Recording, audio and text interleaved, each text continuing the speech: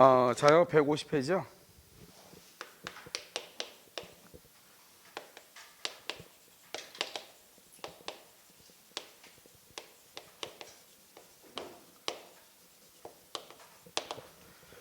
되도록이면 강의를 막 너무 막 길게 하고 그랬더니 그래서요. 테마를 하나씩 끊어가지고요. 하나씩 설명하도록 그렇게 하겠습니다. 무슨 말인지 알겠죠? 한 장씩 한 장씩. 잠깐 쉬었다가요 하도록 하겠습니다. 아시겠죠? 자, 한번 보도록 하겠습니다. 계약재산 관리책임은요. 먼저 우리가 이제 민법 총칙에서 배웠던 것의 연장이거든요. 거기 보시면 이제 어떻게 하냐면 먼저 이렇게 갑과요, 갑하고 이렇게 을하고 이렇게 있잖아요. 갑하고 을하고 2월 1일 계약을 체결하잖아요. 계약을 체결했는데 그 전에요 1월 30날이요 건물이 이렇게 멸실된 경우가 있거든요. 1월 30날 이것을 뭐라 한다? 이미 멸실이 됐다. 다른 말로 이미 수용이 됐다 이렇게 얘기하는 거예요.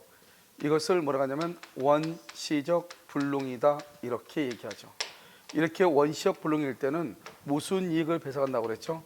신뢰 이익을 배상을 하죠. 이것은 여러분요 암기를 해야 돼요. 여기서 신뢰라는 것은 2월 1일 계약을 체결해서 갑과 을이요. 그런데 이미 건물은 하루 전날이요 멸실되고 없는 거예요. 그런데 그것을 갑이 숨기고요 을하고 계약을 한 거예요. 그랬으면 을은요 처음부터 건물이 없는 걸 알았으면 을은 갑하고 계약을 했다 안 했다? 안 했을 거 아니에요. 그러면서 을은요 이 갑의 건물을 계약하기 위해서요 토지도 측량하고 그러면 측량 비용이 나올 거 아니에요. 그 다음에 또 계약을 해야 되니까 어떻게 해야 돼요? 유효하게 계약이 체결됐다고 믿고 계약금이나 중도금이나 잔금을 지급하려면 미리 돈이 있어야 되잖아요. 그러니까 또 은행 가서 또 돈을 빌렸단 말이죠.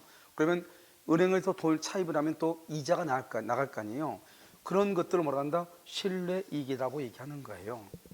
그 다음에 또 한 가지는요 계약을요 3월 1일 날 등기를 하기로 했는데요 2월 20날이요 건물이 멸실된 경우가 있죠. 이것을 계약을 체결하고 난 다음이죠. 이것을 후발적 불능이다 이렇게 얘기하고요. 이런 경우는 뭐라고 한다? 이행 이익 배상이다 이렇게 얘기해요. 그래서 이행 이익 배상이다 이렇게요. 이행 이익이라고 하는 것은 뭐냐면 이것을 보통 전매 차익을 얘기하는데요. 전매 차익이요. 이 을이요 갑하고 1억 원에 계약을 했거든요. 그랬더니 병이라는 사람이 와가지고 뭐라고 얘기하냐면 자기한테 1억 1천에 파라는 거예요. 등기 받으면 자기가 1천 더 주고 사겠다는 거예요. 그러면 이 을이 예스를 했단 말이죠. 그럼 병한테요 만약에 갑이 을한테 등기했으면 을이 병한테 처분해서 얼마의 수익을 얻을 수 있죠?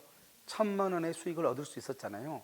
그것을 전매 차익이다. 그것을 이행이라는 게 뭐죠? 건물을 갑이 잘 보관하다가 을한테 등기를 했으면 을이 다시 그걸 병한테 처분해서 이행을 해서 돈을 1,000만 원의 수익을 올릴 수 있었는데요. 그걸 올리지 못했잖아요. 그것을 뭐라고 한다? 이행이익이다 이렇게 얘기를 하는 거예요. 아시겠죠? 자 이제 암기해야 되겠죠? 자요 계약이 체결되기 전에 건물이 멸실되는 것을 뭐라고 한다? 원시적 무슨 이익이다? 신뢰이익. 계약이 체결되고 난 후에는요 후발적 무슨 이익이다? 이행이익이다. 이렇게 하나의 구조 얘기해. 알겠죠? 구조. 자 그러면 다시요. 여기서 이제 보시면 우리가 이제 여기서 원시적 불능이 있고요. 그 다음에 후발적 불능이 있다 이 말이죠. 원시적과 후발적은 우리가 성립 당시를 기준으로 해서 보는 거예요. 그럼 이게 원시적 불능이라는 것은 항상 뭐죠? 기준이 뭐예요? 이미 뭐가 됐다? 멸실.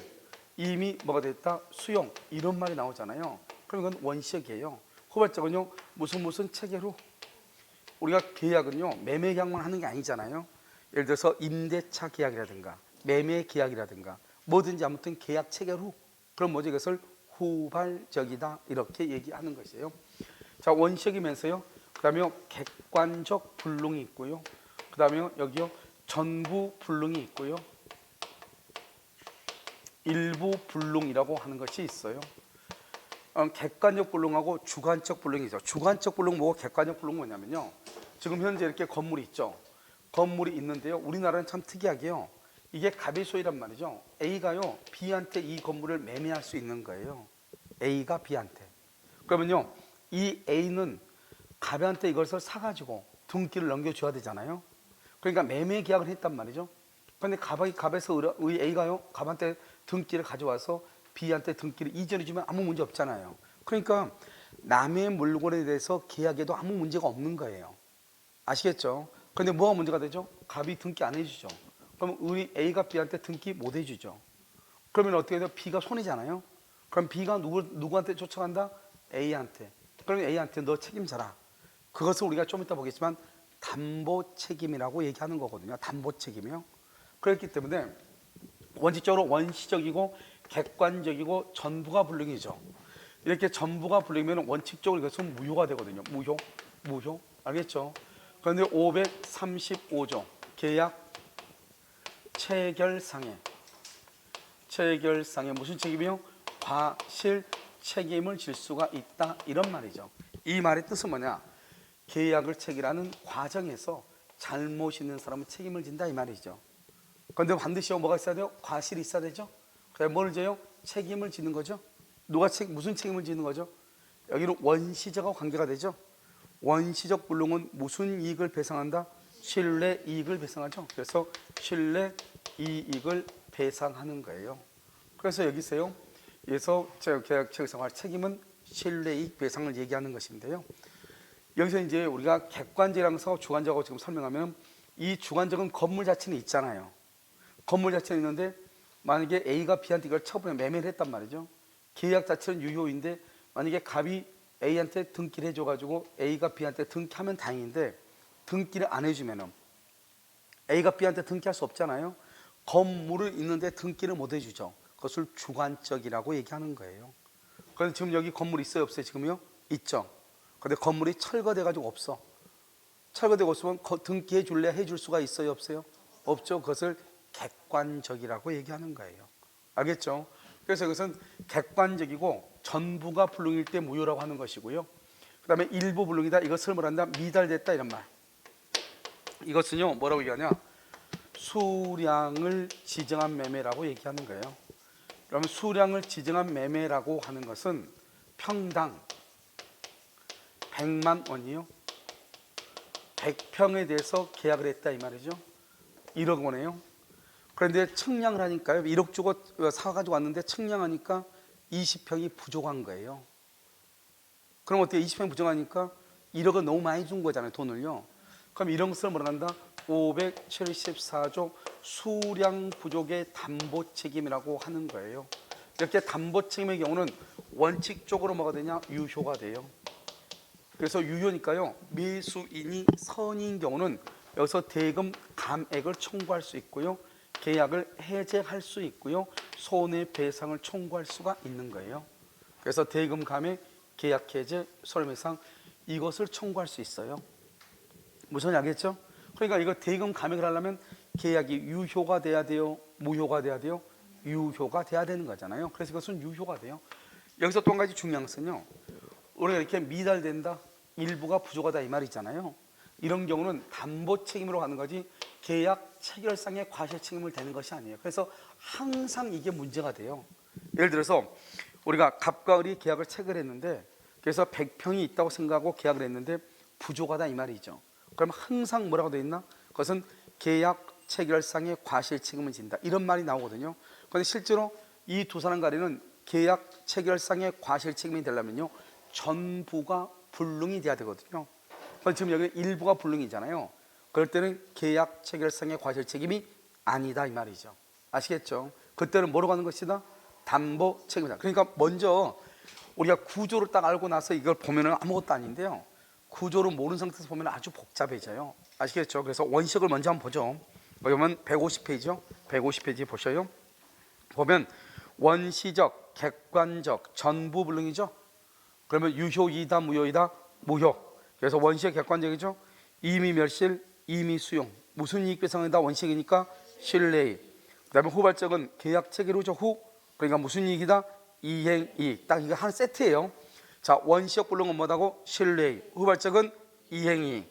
원시적은 뭐라고 표현한다? 이미 멸실, 이미 수용됐다, 이렇게 표현을 해. 그래서 여러분 봐봐. 시험이 나올 때 뭐라고 나오냐? 이렇게 나온단 말이죠. 다음 중에서 무효인 것은 1번이 뭐냐? 1번이 무효인 것은 이미 멸실된 경우, 이렇게 나온단 말이죠. 매매 계약을 체결했는데 이미 멸실됐어. 그러면 이미 멸실이니까 쭉 가면 무효잖아요.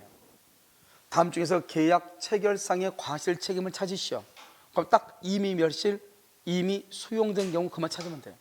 다음 중에서 신뢰 원시적 불능을 찾으시오. 이미 멸실, 이미 수용만 찾으면 돼. 이해되셨나요 지금요? 아시겠죠? 거기 보시면 자, 첫 번째 계약 체결상의 과실 책임이라고 되어 있죠? 전부 불능이고요. 무효적. 계약 체결상의 과실 책임은 전부죠, 전부. 그럼 밑에요 일부 불능이라고 되어 있죠? 거기다 써봐. 미달된 경우 이렇게 150페이지. 미달된 경우 했어요? 미달의 양식은 뭐냐면 두 번째 수량을 지정한 매매라고 되어 있죠.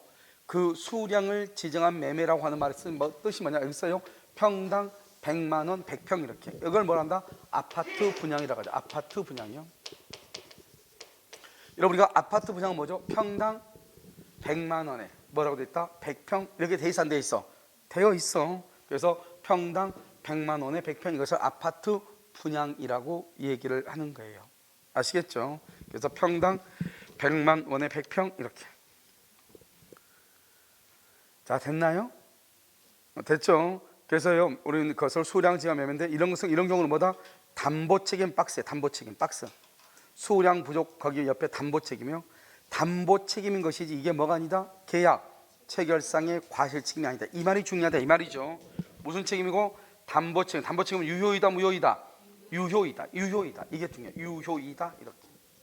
그러니까요, 계약 체결상 과실 책임은요 원칙적으로 무효인데 원시적 전부 불능이니까 계약 체결상의 과실 책임을 질 수도 있다 이 말이고, 일부가 불능인 것은 전부가 아니잖아요. 그러니까 그때는 뭐라고 한다? 담보 책임으로 가는 것이다 이렇게.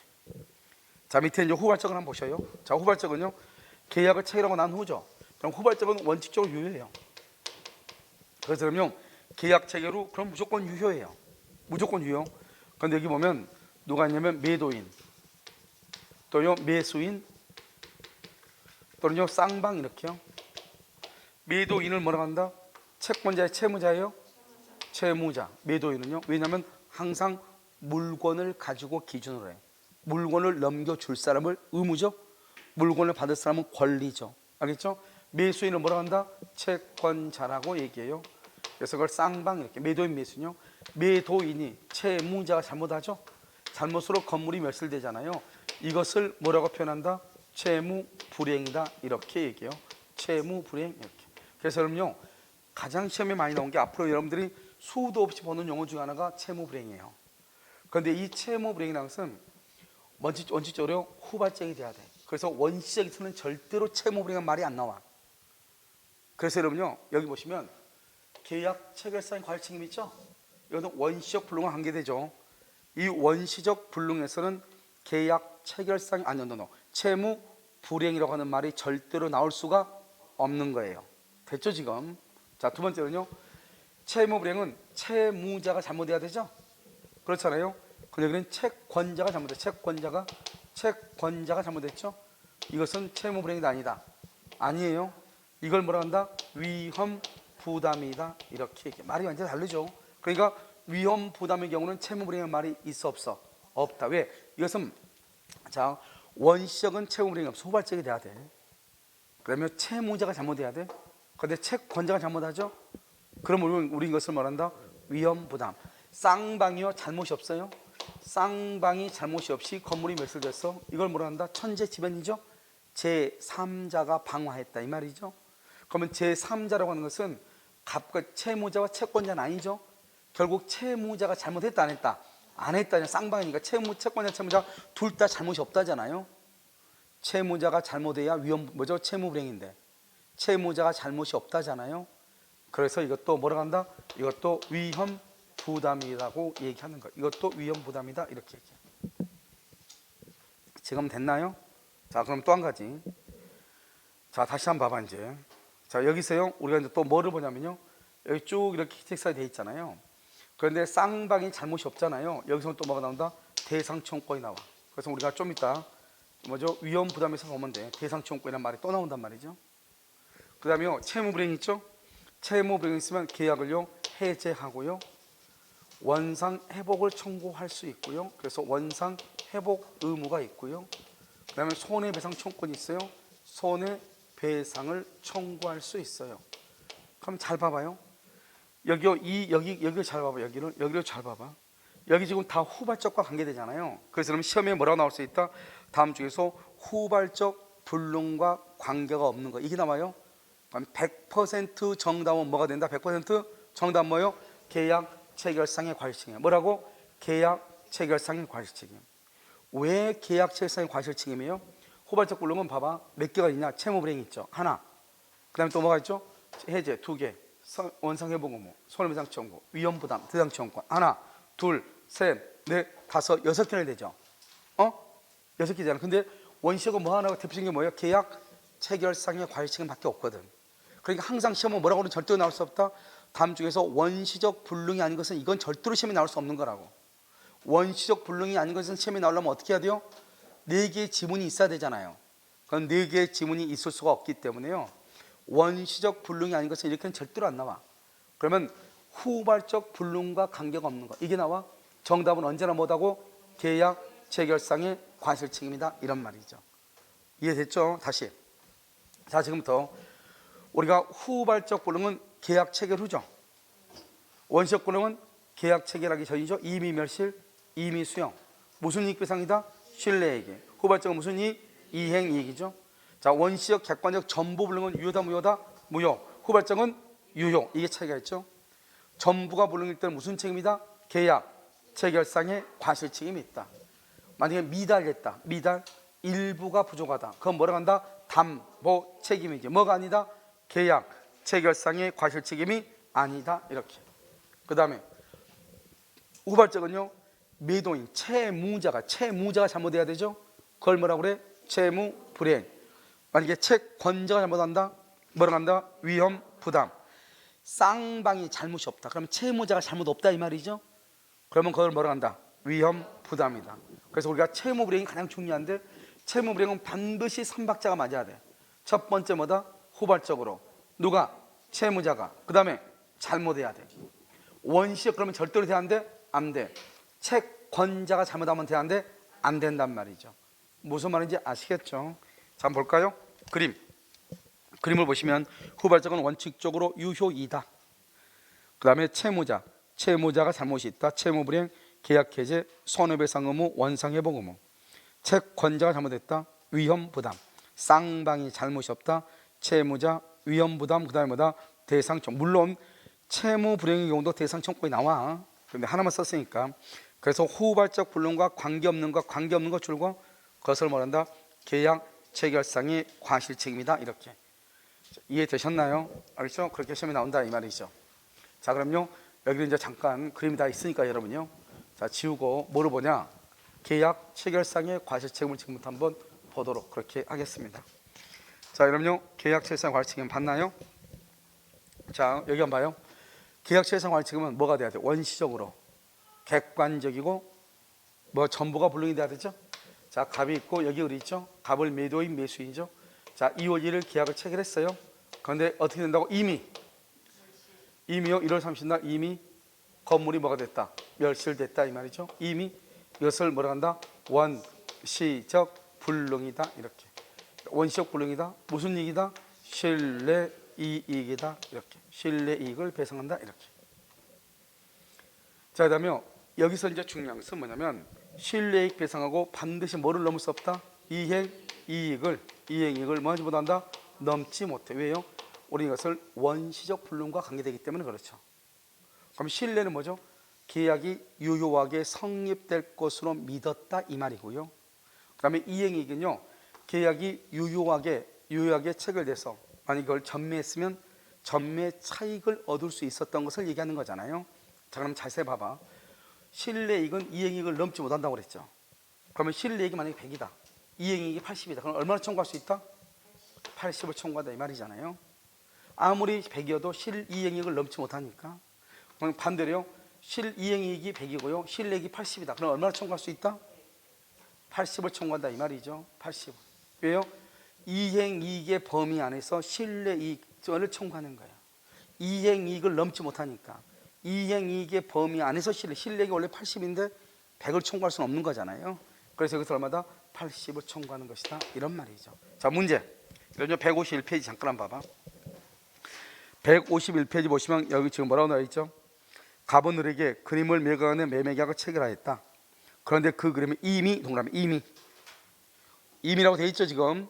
노노노노 문제 151페이지 151 밑에 페이지 오른쪽에 01번 갑은 을에게 그림을 매각하는 계약을 체결했다. 그런데 그 그림은 이미 계약 체결 전 이미 동그라미 했어요. 화재로 소실 동그라미 소실향선 불에 타버렸다. 멸실이다 이 말이죠. 이미 불타고 없더라 이 말이죠. 한편 을은 계약 체결에 소요된 비용 줄고 소요된 비용 100만 원 거쳐온 실내이익이죠. 계약 체결할 때 들어간 비용 실내이익이죠. 그 다음에 그림을 전매하였다면 전매 차익이죠.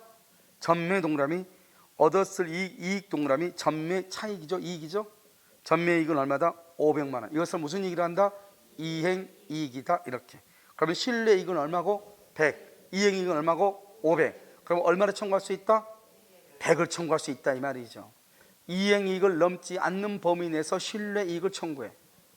알겠죠? 이행이익을 넘지 않는 범위에서 실내이익을 청구해. 그래서 몇 번이다?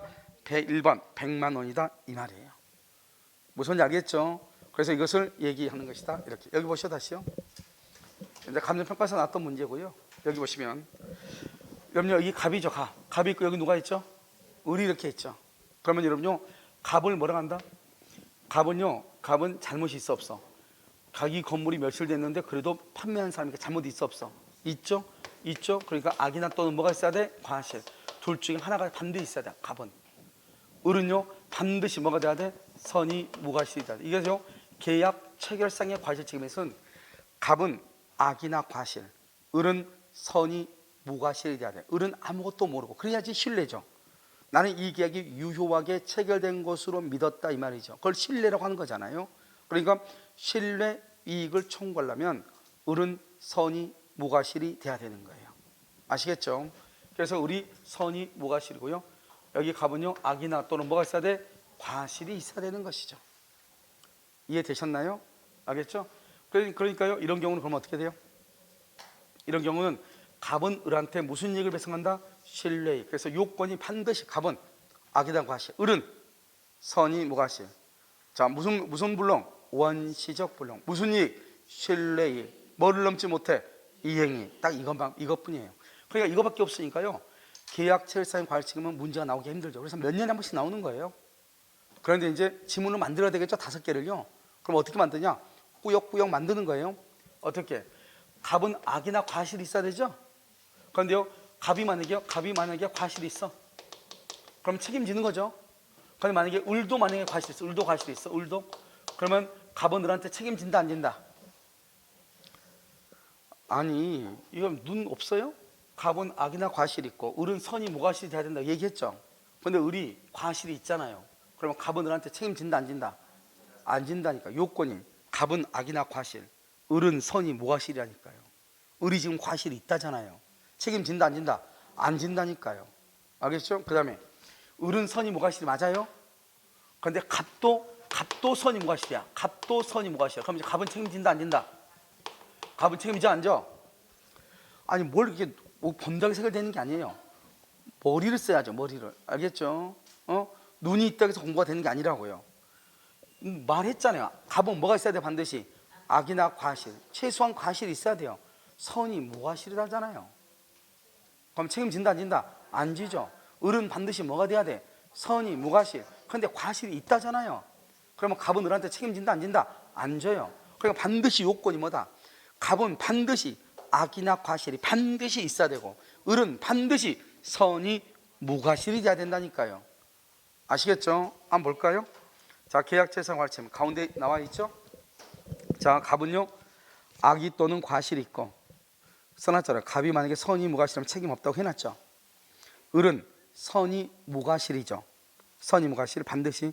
그런데 만약에 을이 악이나 과실이 있죠. 악이나 과실이 있으면 갑은 책임진다 안 진다?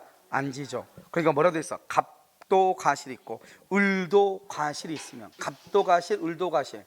갑은 을한테 책임진다 안 진다? 안 진다. 알죠? 신뢰배상 책임이 없다 이 말이잖아요. 이해되셨죠? 다시 계약 체결상 과실 책임 뭐라고? 갑은 악이나 과실, 을은 선이 무과실. 아시겠죠? 자, 두 번째는요. 그 밑에 와봐. 왼쪽에 보면 이미 멸실이죠. 이미 멸실, 이미 수용 1월 30일. 원시적 불능이고 신뢰 이익 배상이고 뭐를 넘지 못한다? 이행이익을 넘지 못한다. 그러면 이행이익이란 말이 무슨 말인가? 계약이 유효함으로 인하여 얻을 이익. 그러니까 우리는 나는 지금 이행이익 이렇게 얘기하잖아요.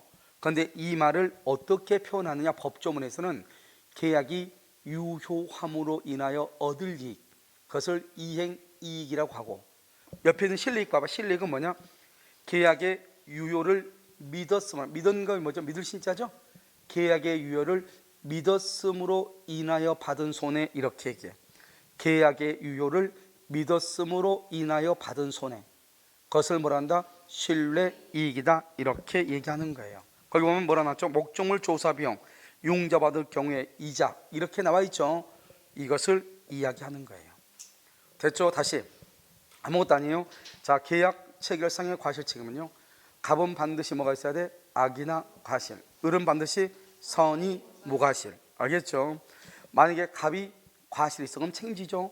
근데 을도 과실이 있는 거예요. 책임진다 안 진다? 안 져. 을이 선이 무과실이에요. 그런데 갑도 선이 무과실이에요. 책임진다 안 진다? 안 진다. 반드시 조건이, 갑은 뭐? 악이나 과실. 을은 뭐? 선이 무과실이 돼야 돼. 아시겠죠? 그것을 계약 체결상의 과실시켜. 무슨 이익 배상한다? 신뢰이익. 뭐를 넘을 수 없다? 이행이익. 신뢰이익이 뭐다? 계약이 유효하게 체결됐다고 믿었던 것에 의하여 받았던 손해고, 계약이 유효함으로 인하여 생길 이익, 그걸 무슨 이익이라 한다? 이행이익이다. 이렇게 딱 구분해서 보면 돼요. 아시겠죠? 그 다음에 이제요, 이것만 가지고는 시험이 안 나오잖아요. 그러니까 우리 시험에서 연속 2번 뭐가 나왔냐? 이게 나왔어. 잘 봐봐. 교섭 단계가 뭐죠? 교섭 단계가 뭐예요? 계약 체결했어 안 했어요? 아니 여러분, 계약을 체결하기 위해서 교섭한다. 교섭 단계란 말 몰라요? 교섭 단계라는 것은 둘이 지금 고용계약을 체결하기 위해서 지금 둘이 만나서 미팅하고 있잖아요. 알겠죠? 그럼 교섭 단계라는 것은 계약을 체결했어 안 했어요? 체결 전이죠. 그럼 체결 전은 뭐예요? 원시적이다 후발적이다? 그러니까 원시적이죠. 원시적은 무슨 이익을 배상한다? 그렇죠. 신뢰이익을 배상한다. 그래서 신뢰이익을 배상하는 거예요. 원시적이니까. 두 번째요, 계약 체결 전이죠. 체결 전이니까 계약 책임이 있어 없어? 계약 책임이 있어 없어? 계약 책임이 뭐예요? 계약이 유효하게 성립해야 지는 책임이잖아요. 그런데 계약을 체결 안 했잖아요. 체결하기 전이잖아요. 지금 서로 지금 간보고 있는 중이잖아요. 그러니까 계약 책임이 있다 없다? 없다. 두 번째, 우리는 계약을 체결할 의무가 있어요 없어요? 의무? 우리가 누군가를 만나죠. 뭐 면접 보죠. 그럼 반드시 채용해야 돼요? 그건 아니잖아요. 그래서 우리는 계약을 체결할 뭐가 없어요? 의무가 있어요 없어요? 없다. 우리는 그것을 계약 자유의 원칙이라고 얘기하는 거예요. 그 다음에 채무 불이행이 있어요 없어요? 채무 불이행이 있어요 없어요? 왜 없어요? 무슨 말인지 알겠죠? 채무 불이행은 아까 내가 채무 불이행에서 3박자를 반드시 암기하라고 그랬죠. 채무 불이행은 언제다? 첫 번째, 계약 체결 후. 계약 체결 후에요. 여기는 계약을 체결하기 전이잖아. 그래서 안 되는 거죠. 그래서 채무 불이행은 계약 체결 후 이렇게 돼야 되는 거예요. 알겠죠? 그래서 이 세 가지가 없는 거예요. 그 다음에 교섭 단계에서 우리가 상당한 이유 없이요, 여기서 부당 파기를 해. 이때 부당 파기는요, 계약이 유효하게 체결됐고서 믿어야 된단 말이죠. 예를 들어서 이런 것이죠. 봐봐요. 이제 전주 우석대학교에서 있었던 사건인데요, 학교 교직원으로 시험을 쳐가지고 선발이 됐어요. 합격을 했어요. 여러분 어떻게 돼요? 그럼 당연히 합격한 사람은요, 거기 뭐 학교에요, 당연히 발령이 나면은 당연히 거기서 근무한다고 하는 것을 가지고 있어 안 가지고 있어? 그럼 확신을 가지고 있죠. 신뢰가 됐는데 2년 기간이 지났는데, 2년이요? 시험에 합격하고 2년이 지났는데 어느 날 갑자기요, 우리는 당신을 채용할 수 없으니 다른 데 가보라는 거예요. 그럼 미리서 얘기했으면 내가요, 다른 데 또 시험 치고 이렇게 했을 거 아니에요. 근데 2년 동안이나 지나다 갑자기요, 채용할 수 없다고 한 거예요. 그러니까 아무 이유도 없이 부당 파기했죠. 그러면 이 사람 황당해 안 해? 하죠. 그런데 계약 체결했어 안 했어? 아직 안 했죠. 계약은 체결 안 했죠. 시험만 합격한 거지 고용계약을 써야지 먼저 채용이 되는 거잖아요. 여기서 뭐가 된다? 불법행위 책임이 되는 거예요. 불법행위. 아시겠어요? 판례가 불법행위다. 불법행위가 무슨 일을 뭐를 해야 돼요? 손해배상을 청구해야죠. 이때 손해배상은 무슨 손해배상을 한다? 실내이익을 청구하는 거예요. 왜요? 계약을 체결했어 안 했어? 안 했으니까 실내이익 배상을 하는 거예요. 그런데 이 불법행위에서는요, 정신적 위자료도 청구할 수 있는 거예요. 이 사람이 얼마나 충격이 컸겠어요? 자기 여자친구요, 헤어졌던 여자친구가 다시 만났어요. 시험 합격했다고 해가지고 직장 다닌다고.